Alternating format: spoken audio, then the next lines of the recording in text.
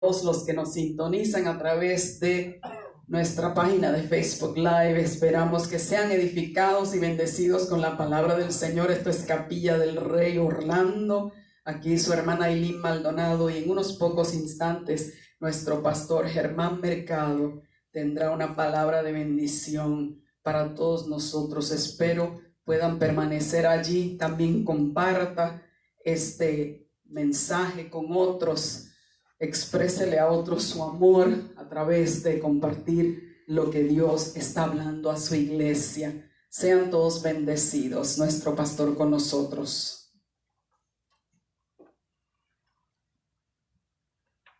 Puede sentarse, hermano.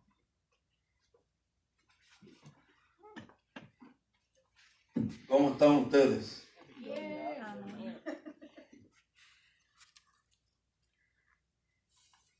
Quiero compartir con ustedes una palabra de Dios. Y le he titulado Fe para la mitad. La mitad del camino. Qué fácil tener fe al principio y al final, pero cansancio podría llegar a mitad del camino. Mire, Dios le habló a María y le dijo lo que iba a hacer con ella, le mostró al final. No le mostró el camino. No le mostró que su prometido iba a dudar de ella, como lo hizo. No le dijo que iba a tener que alumbrar, dar a luz en un pesebre. Le dijo que iba a quedar embarazada. Y que su santo ser, el santo ser que llevaría en su vientre, se haría llamado Hijo del Altísimo.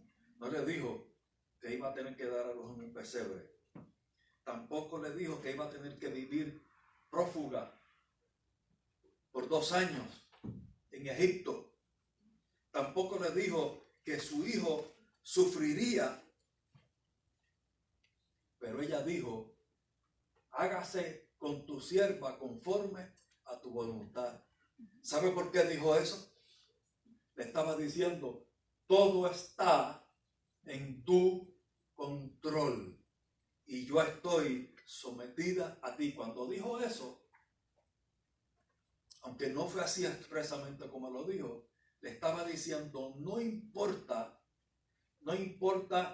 lo que haya en el camino, yo me someto a ti para hacer tu voluntad. Y con eso, aunque no lo sabía, estaba diciendo: aunque haya persecución, aunque dé a luz un pesebre, porque tú estás en control. Dios le habló un día a un jovencito de 17 años, llamado José. Y lo que le dijo fue que sus hermanos le servirían. Y sería centro de aquella familia. Era el menor. Lo que no le dijo fue que sus hermanos lo aborrecerían. Tampoco le dijo que sus hermanos lo venderían como esclavo. Tampoco le dijo el Señor que una vez que fuera vendido pasaría a ser sirviente de un desconocido y que en aquella casa, procurando hacer lo mejor, sería acusado falsamente de propasarse con la esposa de aquel hombre, cuando era todo lo contrario. Qué injusto eso. Tampoco le dijo que iba a ir preso. No durante 1 año, ni 2, ni 3, ni 5, sino durante 11 largos años. No le dijo nada de eso. Dios le habló a un hombre que se llamaba David, también muy joven en aquel momento, y le prometió que sería rey de Israel. Pero no le dijo que después de una gran victoria en el valle de Ela, cuando venció a aquel prominente gigante, que a partir de aquel momento, de aquella gran victoria de él y del pueblo entero, iba a ser perseguido por quien menos se supone que fuera perseguido, por el rey. Tan perseguido desde el principio que fueron varias veces en que el rey le lanzó lanzas, valga la redundancia, le tiró lanzas con el único propósito no de asustarlo, con el propósito, dice el pasaje bíblico, de clavarlo en la pared. Es decir, Saúl quería matar al muchacho. ¿Por qué? Porque le tenía celos. Porque el pueblo estaba clamando a David y estaban restándole, según él, a su propia persona. Eso no le gustó. ¿Qué hace una persona movida por celos? Muchas cosas, incluyendo tirar lanzas, incluyendo procurar matar a alguien inocente. Si él solo había hecho bien, pero ahora el rey procuraba matarlo. Tampoco Dios le dijo que viviría en cuevas durante años y acompañado solo de forajidos, de desahuciados, de gente que no tenía espacio porque estaban, dice la Biblia, que estaban endeudados, afligidos de espíritu, amargados de espíritu. 400 de esos hombres se le unieron, nadie más se le unió, para vivir no en palacio de rey, sino en cuevas. Tampoco le dijo que su propio hijo procuraría matarlo. Y todo eso ocurrió mientras iba camino a la promesa que le hizo Dios. Y aquel sueño estaba aparentemente amenazado, o no aparentemente, estaba ciertamente amenazado por continuas interrupciones que parecían que iban a echarlo todo a perder. Pero David sabía que Dios estaba en control. Fue él quien dijo: aunque anduviera en valle de sombra de muerte, no temeré mal alguno, porque tú estarás conmigo. Entonces David estaba diciendo: yo estoy atravesando por tiempos difíciles, y quiero repetir, no fueron semanas ni unos pocos de años, fue tiempo difícil, pero se negó a acampar en el valle de sombra de muerte. David sabía que el valle de sombra de muerte no era para acampar, no era para quedarse allí, como algunos que se acostumbran y se quedan allí en el valle de sombra de muerte pensando que no hay más. Aquello era una etapa, aquello era un momento, una temporada. Pero en esa temporada David dijo: Dios está conmigo. Y aún estando Dios presente, ¿podemos pasar por valles de sombra de muerte? Sí. Lo que el Hijo de Dios tiene que tener claro, bien claro, que ese no es el sitio para acampar. No es allí para acampar. Yo leo a Hebreos capítulo 11. Se le conoce como el capítulo de los héroes de la fe. Si tuviéramos algunos de ellos, son 20 y tantos que se mencionan, y le preguntáramos: ¿usted se considera un héroe? Y el común denominador de todos ellos sería decir: no, yo no soy un héroe. Héroe es mi Dios. Él me sostuvo. Él me dio. Él estuvo conmigo todo el trayecto, aún en momentos en que parecía que no había más, que no, después de aquello no podía haber más. Y el común denominador de Hebreos capítulo 11 es que dice: por la fe murieron todos estos. Ahí estaba Abraham, ahí estaba José, ahí estaba Moisés, sin haber recibido lo prometido. Pero, y usted estudia otra vez el capítulo y usted dice: pero sí, lo recibieron lo prometido, porque el pueblo entró a la tierra de Canaán, Moisés lo llevó hasta allí, recibió lo prometido. Y David llegó a ser rey, recibió lo prometido. Y Hebreos explica por qué. Porque ellos daban a entender que tenían una patria mejor. Mejor que el cumplimiento de aquella promesa que Dios le había hecho. Una patria mejor. Y ese era su norte. Ese era su sitio de acampar. El sitio de acampar no es en el sitio de la prueba. Porque gente se quedan acampando en el valle de sombras de muerte cuando es solo una etapa. No, se quede allí. Porque entraría un espíritu fatalista y allí no nos quiere Dios. Había más. Dios le habló a Moisés y le dijo, por mano tuya yo voy a sacar a mi pueblo de la esclavitud de Egipto y los voy a llevar a una tierra donde fluye leche y miel. Promesa. Una tierra tan fértil que si la miras desde acá, dirás, oh, allí fluye la leche y fluye la miel.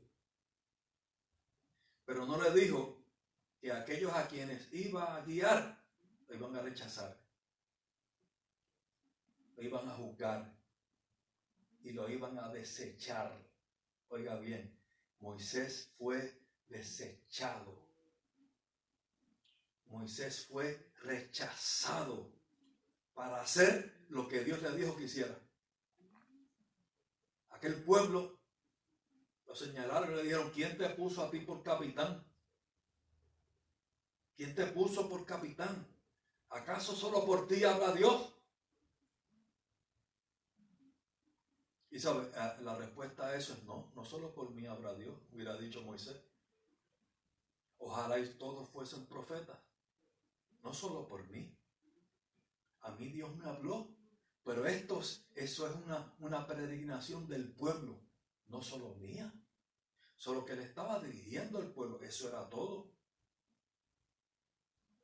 No les dijo que camino a la tierra prometida, aquel pueblo lo rechazaría durante una y otra y otra y otra vez durante 40 largos años.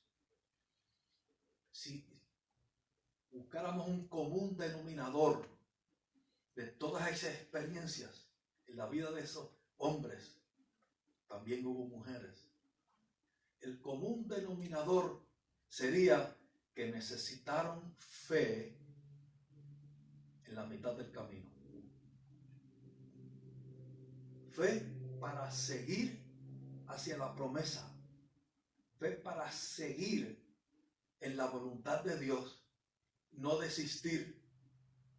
Algunos de ellos llegó el momento que dijeron, Señor, basta ya, basta.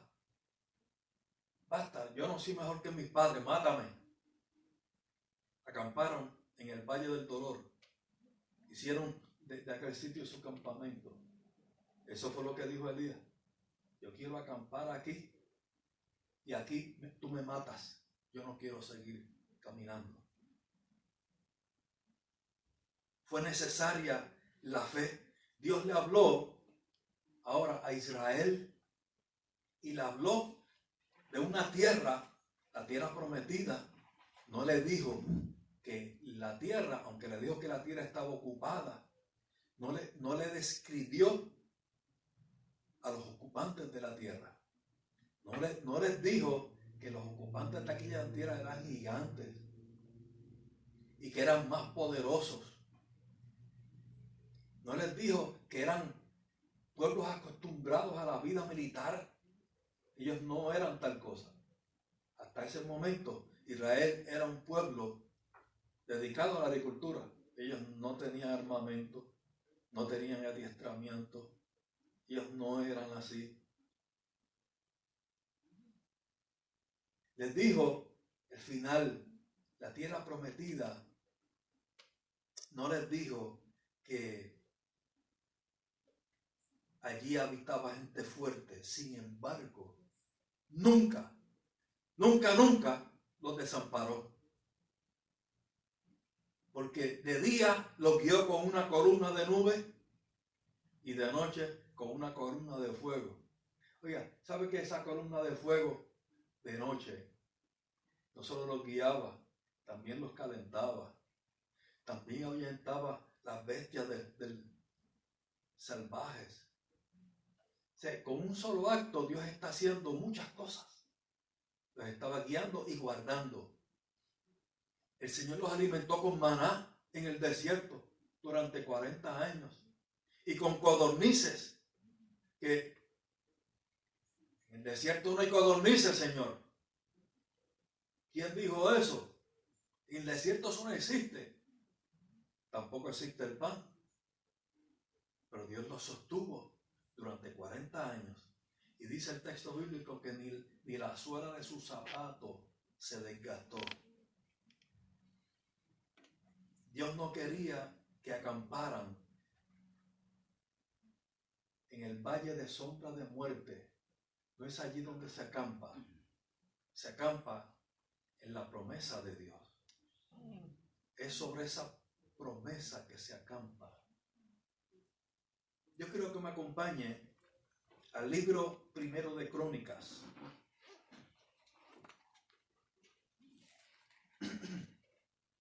Primera de Crónicas, capítulo 4.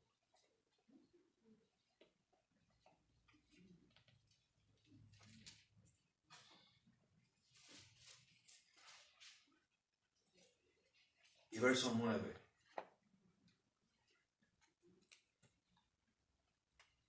Y yo quiero hablarles de un hombre que yo sé que ustedes van a reconocer su nombre. Un hombre breve. Jabes.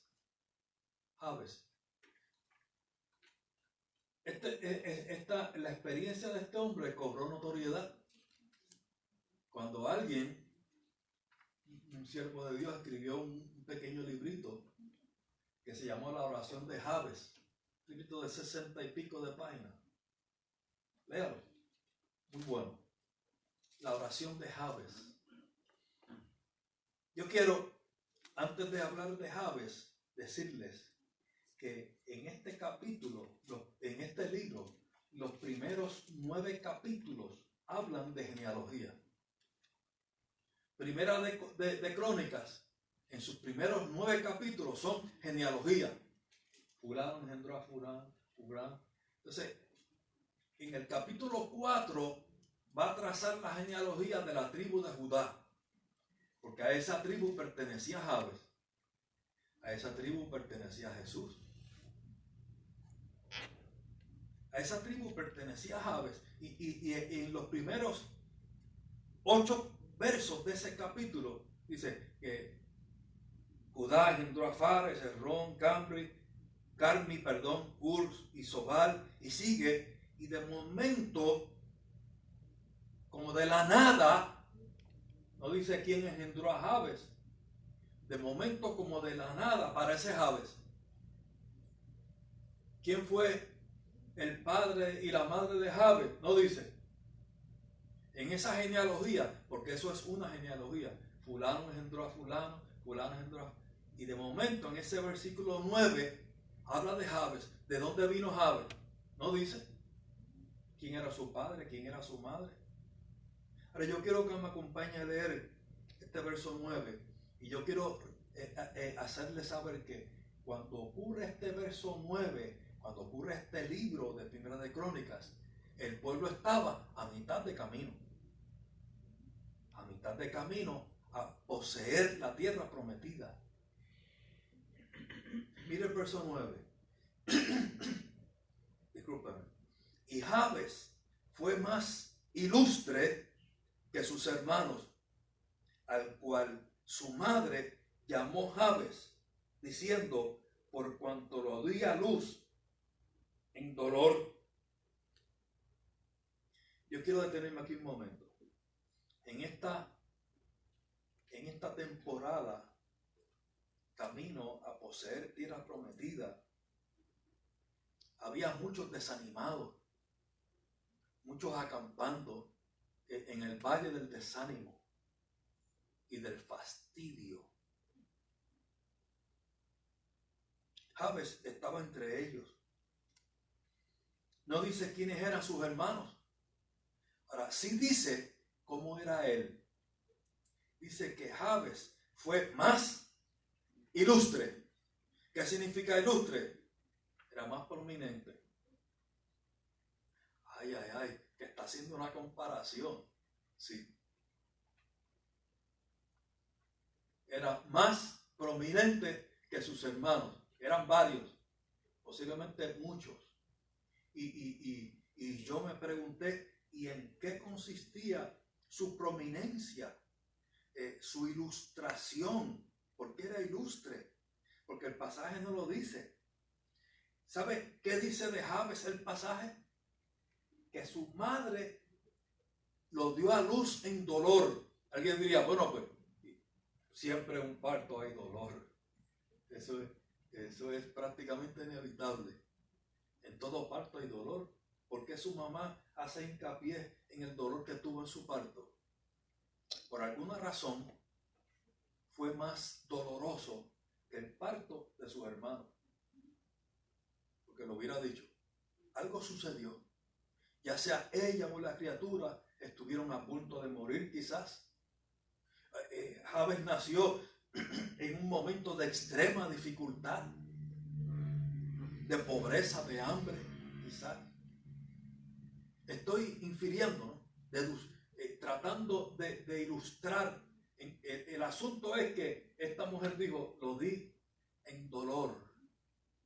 Y le puso por nombre Jabes, que significa eso, dolor, también significa tristeza. ¿Sabe qué? Que a alguien le pongan por nombre dolor. Usted, aquí hay gente que hasta en nuestros días se llama hasta Dolores, pero es simplemente un nombre. Para ellos no era así. Para ellos la adjudicación de un nombre tenía una importancia vital. Por eso al Salvador se le llamó Jesús, que significa Salvador.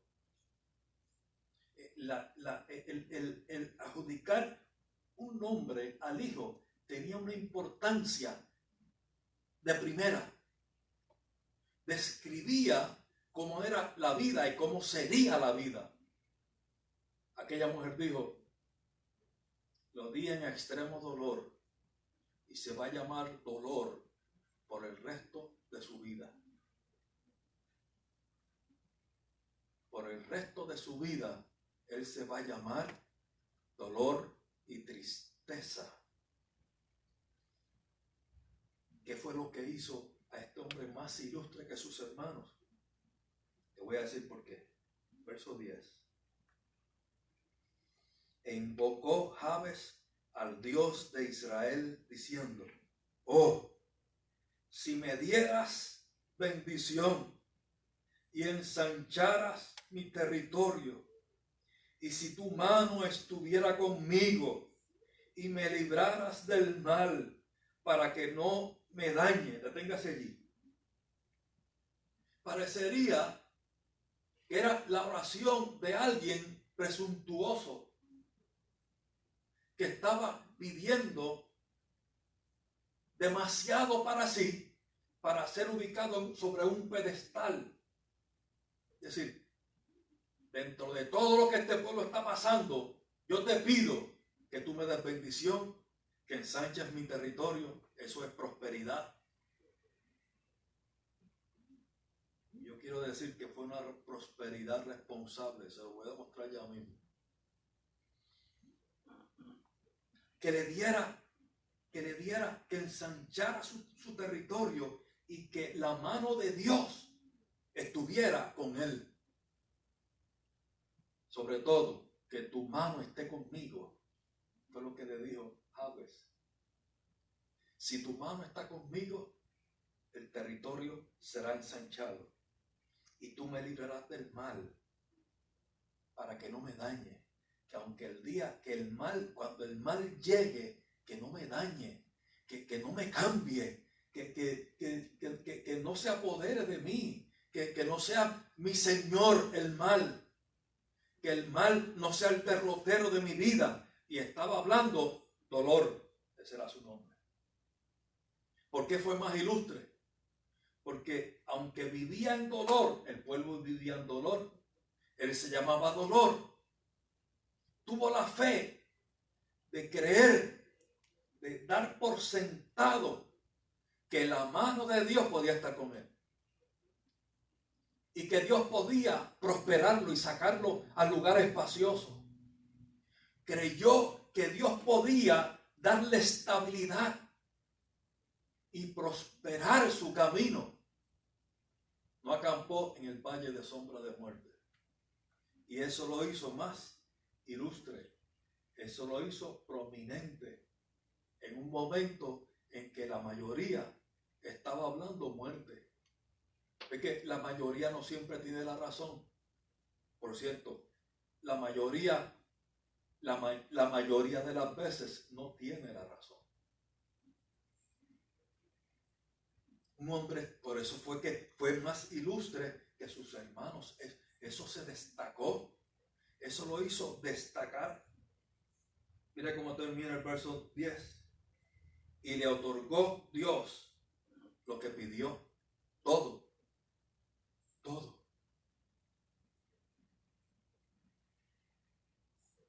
¿Usted ha conocido Jabes? ¿Sabe cuántos Jabes han nacido? Y aunque no le pusieron por nombre dolor, el estigma del dolor estuvo con ellos desde el momento del nacimiento. Y parecería que el dolor quiere acompañarlos de allí en adelante. Tiene que haber un momento en que esta persona levante sus ojos, que los levante a Dios y vea que sus pensamientos para con Él, para con nosotros, son de continuo el bien. Que Dios piensa de nosotros. Dios piensa acerca de nosotros. Y tiene pensamientos de bien para darles el fin, dice la Biblia, que ustedes desean. Jabes dijo, no, en este campamento del dolor, aquí yo no voy a acampar. En este campamento de la tristeza, no hay lugar para mí. Dios tiene más. Y eso lo hizo en fe. Y Dios se lo otorgó. Dios se lo dio. Eso lo hizo ilustre hasta aquel punto. Pues mira, si fuéramos al capítulo 2, en el verso 55, no tiene que buscarlo, en este mismo libro, en el 2:55 dice que a una ciudad se le puso su nombre, el nombre de Jabes. Y la ciudad fue ilustre como lo fue él. Se le dio el nombre de Jabes a la ciudad, porque también fue ilustre, porque en aquella ciudad de Jabes vivieron los escribas. Y ahí estaban todas las familias de los escribas. Se piensa, de hecho, que Jabes era un escriba. Y aún como escriba ganó notoriedad. Y cuando se fundó aquella ciudad, los escribas fueron a vivir allí por todas sus familias. Y el nombre de este hombre quedó plasmado en la ciudad como un testimonio que no importa dónde estemos, cuánto tengamos, y no importa que alguien nos señaló para vivir en dolor, aunque sea el ser más querido que nos haya puesto nombre de dolor, Dios tiene planes y esos planes siempre son mejores. Amén. Y Dios quiere dar lo mejor. Para llegar allí es necesaria la fe. Porque de ninguna otra forma eso se ve. Eso no se puede ver si no es por la fe. Un pasaje más. Libro de Números, capítulo 21.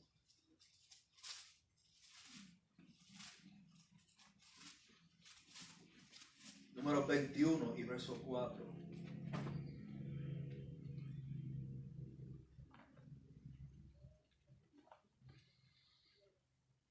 Si leyéramos los primeros 3 versos de este capítulo, no lo vamos a hacer. Yo se lo quiero resumir. El pueblo estaba camino a la tierra prometida y llegaron a un sitio que se llamaba Or, y allí Dios les dio una gran victoria porque poseyeron el monte de Or y vencieron al enemigo. Dice el verso 4: después partieron del monte de Or, camino del mar Rojo, para rodear la tierra de Edom, y se desanimó el pueblo por el camino. Señores, se desanimó porque si acababa Dios de darle una victoria. ¿Cómo es que estaban desanimados? Yo quiero decirle por qué. Porque el corazón es más engañoso que todas las cosas. Se desanimó el pueblo. Acababa de dar Dios una gran victoria contra toda probabilidad. Ahora estaban desanimados. ¿Sabe qué es desánimo? Que le falta el ánima. Desánimo. Yo quiero entrar allí. Desánimo es que le falta el ánima. ¿Y qué es el ánima? El alma. La palabra desánimo lo que quiere procurar es cuando el ánima, cuando el alma decae. Lo que sugiere la palabra es que el alma lo deja. El alma decae. Alguien desanimado deja de ver que Dios acaba de darle una gran victoria. ¿Y por qué se desanimó después de esa gran victoria? Por lo que estaban viendo en ese momento. Porque el ánimo del hombre que no está mirando a Dios, el ánimo del hombre o de la mujer que no tiene en el Señor su fuerza, es tan voluble como las circunstancias mismas. Es tan inestable como las circunstancias lo pueden ser. Salieron de Or, donde tuvieron una victoria, y camino del Mar Rojo muy poco tiempo después. Ellos estaban desanimados. De hecho, si fuéramos un poco más adelante, más temprano en este libro, usted verá que cuando el pueblo de Israel salió de Egipto, por mano fuerte, Dios abrió el mar, pasaron en seco. El ejército de Faraón no pudo alcanzarlos. Dios le dio una gran victoria. Salieron de una esclavitud donde estuvieron durante 430 años. 400 y pico de años. Y fueron libertados en una noche. Porque Dios tiene para dar, para devolver lo que se perdió en una noche. En una noche devuelve lo que se perdió en 430 años. En una noche adelantó Dios la vida de este pueblo, lo que perdieron en 430 años. Y los sacó camino a la tierra prometida. Oiga, eso es impresionante. ¿No le parece? Eso es como para decir, wow, eran esclavos de aquella noche, guiados por Moisés. Salieron hacia la tierra prometida a través del desierto y ya no eran más esclavos.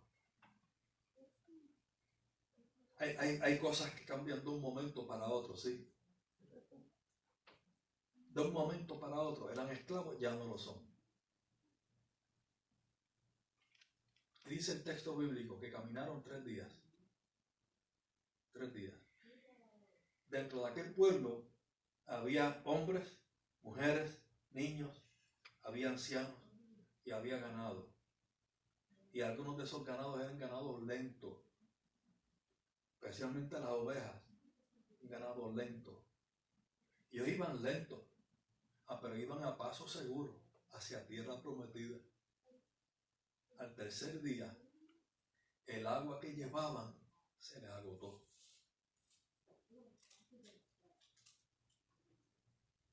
Y al tercer día ya estaban murmurando, quejándose. ¿Sabe qué es la murmuración? Es una negación de la fe. La queja, esa queja que se convierte en murmuración, es una negación de la fe. Moisés, tú nos hiciste salir. Allá éramos esclavos, pero teníamos agua. Y el jefe nos daba de comer.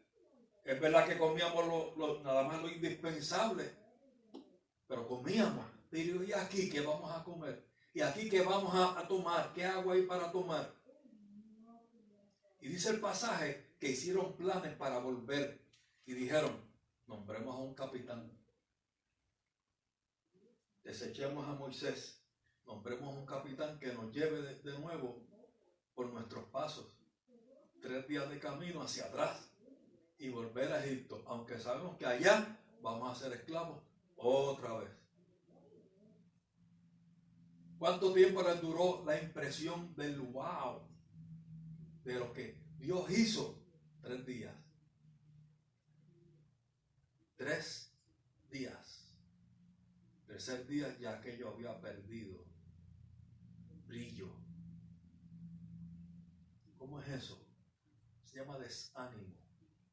El ánima los abandonó porque el corazón es más engañoso que todas las cosas. Hay quien dice, yo hago las cosas cuando las siento y yo tengo que sentirlo para hacerlo. Oiga, y eso parece para muchos dicen, wow, qué profundo eso. Para nada profundo. Es la cosa más superficial. Que tiene que sentirlo para hacerlo. Habrá momentos en que no se siente nada. Y habrá un momento en que se siente algo difícil de sobrellevar. Este pueblo que sintió que no había comida, que no había agua.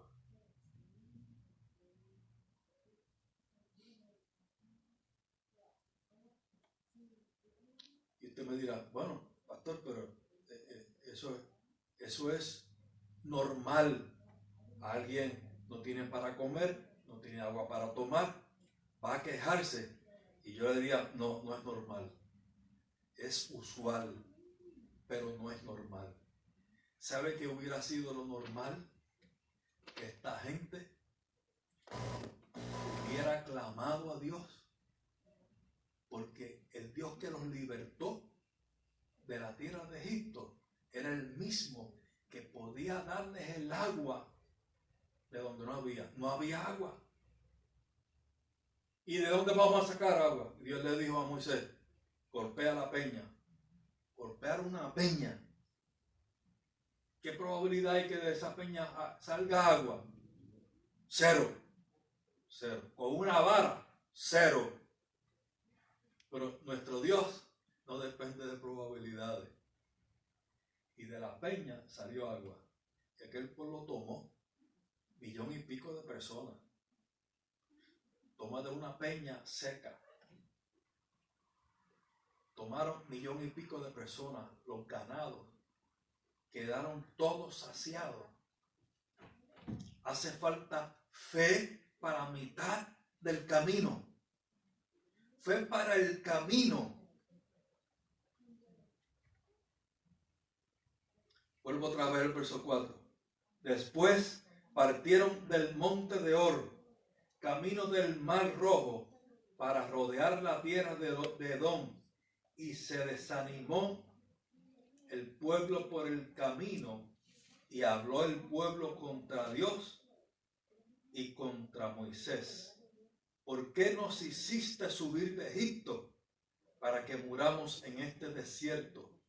Pues no hay pan ni agua, y nuestra alma tiene fastidio de este pan liviano. Yo quiero decirle, fastidio y desánimo van de la mano.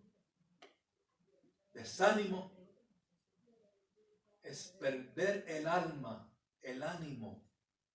Y el fastidio viene a consecuencia de eso.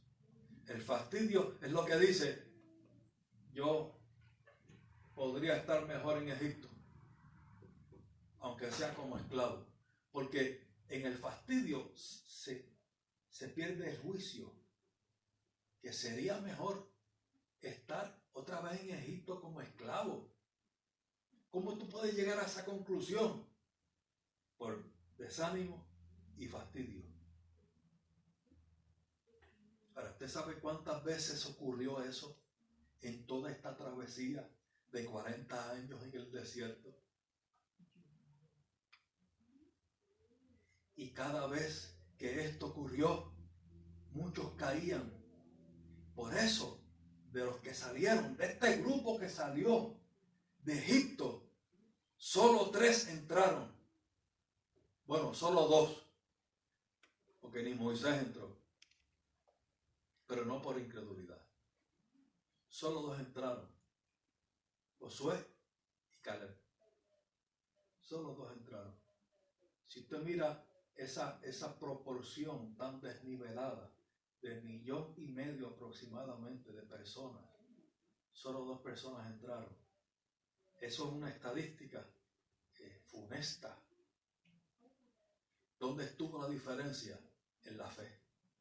Por eso Hebreos dice que por la fe ellos también entraron. De hecho, de aquí termino. Los años pasaron y Caleb ya era un hombre anciano. Todavía no tenía tierra propia. Ya era anciano. Y le dijo Caleb a Josué, dame este monte. Y se lo mencionó por nombre. Porque como era mi fuerza cuando empezamos a poseer esta tierra, así es ahora. Y Caleb, que fue de los únicos 2 que tuvo fe para entrar, estaba conquistando durante su ancianidad. Y Dios le dio aquel monte. Y allí se multiplicó Caleb. Y allí se formó toda una ciudad. Un hombre de fe se resistió a acampar en el valle de sombra de muerte y del desánimo y de la incredulidad. Y aún en su ancianidad estaba dando fruto. ¿No es así como dice el Salmo 2? Que los que confían en Dios, aún en la vejez, fructificarán. Aún en la vejez. Alguien dijo que se refería a fructificar físicamente, la capacidad de engendrar hijos. Yo quiero ir más allá. De dar fruto en todo. Una vida fructífera, aún en la vejez. ¿Quién dijo que en la vejez es el momento de sentarnos a contemplar los días pasados? Pues dice Eclesiastés, nunca digas cuál es la causa de que los días pasados fueron mejores que estos, porque en eso no hay sabiduría. ¿Sabe por qué no hay sabiduría? Porque aún en la vejez Dios nos permite dar fruto. Amén. Aún en la vejez Dios nos permite ser útiles en sus manos. Aún en la vejez Dios está multiplicándonos en todos los sentidos.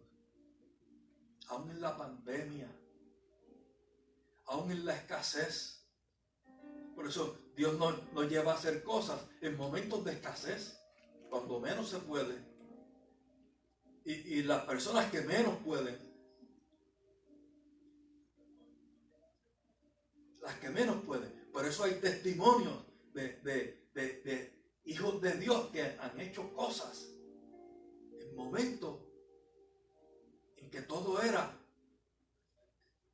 difícil, que parecía imposible, pero hicieron cosas para Dios que todavía son un testimonio.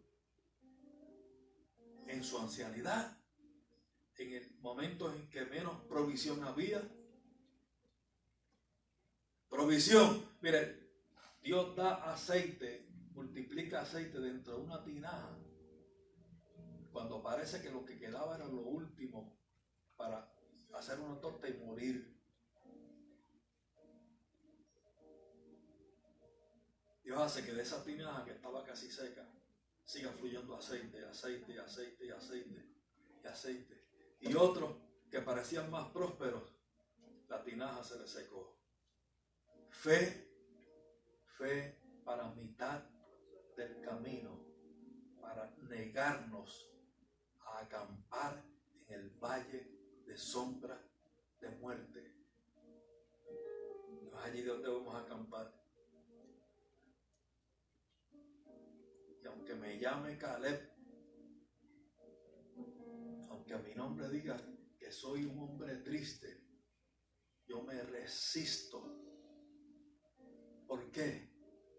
Porque mi Dios es mayor. Porque mi Dios es mayor. Y sus pensamientos para con nosotros son de continuo el bien. De continuo el bien. Entonces vivamos en fe y andemos en fe, que Dios tiene más. Dios tiene más, pero mucho más. Estemos puestos de pie y ore. Ore conmigo, iglesia.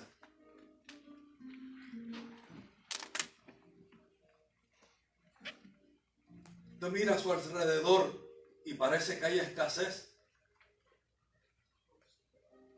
Yo sé que sí, parece.